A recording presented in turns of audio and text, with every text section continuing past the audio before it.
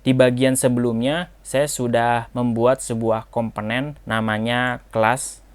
Terus di dalam komponen tersebut, kita punya data kelasnya dan menjalankan sebuah metode untuk menambahkan kelas baru.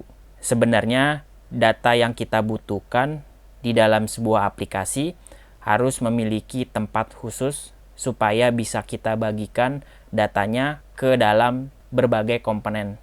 Karena bisa saja kita berinteraksi antar komponen dengan mengirimkan sebuah data.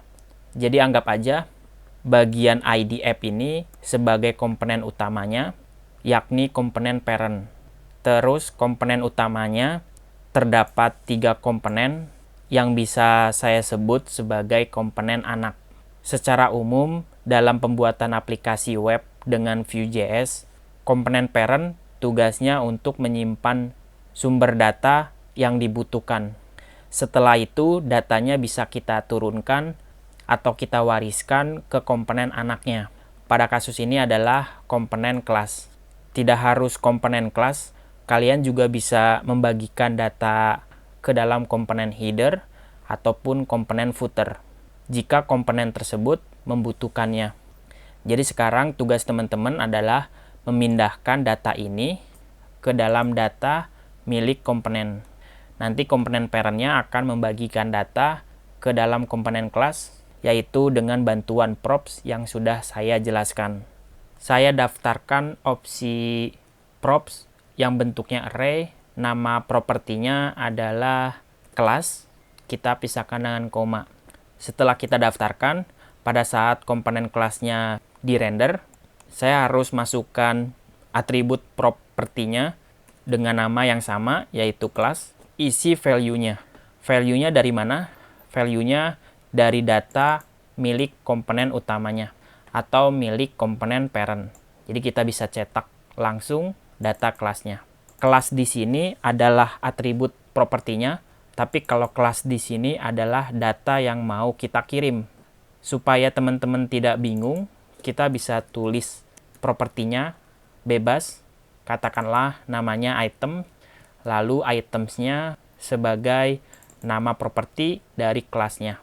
Setelah seperti ini, kita terima datanya dan kita iterasi satu persatu menggunakan directive v-for di dalam template-nya. Berarti nama kelas ini teman-teman sudah bisa ubah menjadi data items sesuai dengan properti yang kita deklarasikan. Nanti properti ini nilainya dari komponen parent. Anaknya menerima data tersebut. Harusnya sampai di sini tugas kita sudah selesai. Kita bisa refresh. Untuk error di bagian konsol, ini karena ada properti kelas baru yang belum saya kirimkan. Tapi kalau teman-teman lihat di sini, kita berhasil melakukan render, tapi dia merendernya string kelas, bukan datanya. Jadi data yang diiterasi adalah kata kelasnya, bukan data dari array. Kalau teman-teman buka lagi dokumentasinya, lalu scroll ke bawah, kalau misalnya teman-teman ingin membuat nilai dinamis, kamu harus menuliskan directive vbind. Lalu value-nya bisa kita dapatkan dari sebuah data atau variabel. Berarti yang harus teman-teman lakukan adalah memberikan directive vbind .2 items supaya data kelasnya dibinding sebagai data milik komponen parentnya. Teman-teman boleh save. Sekarang balik lagi ke web browsernya, data kelasnya sudah berhasil ditampilkan. Kita akan coba tambahkan properti baru untuk data inputnya.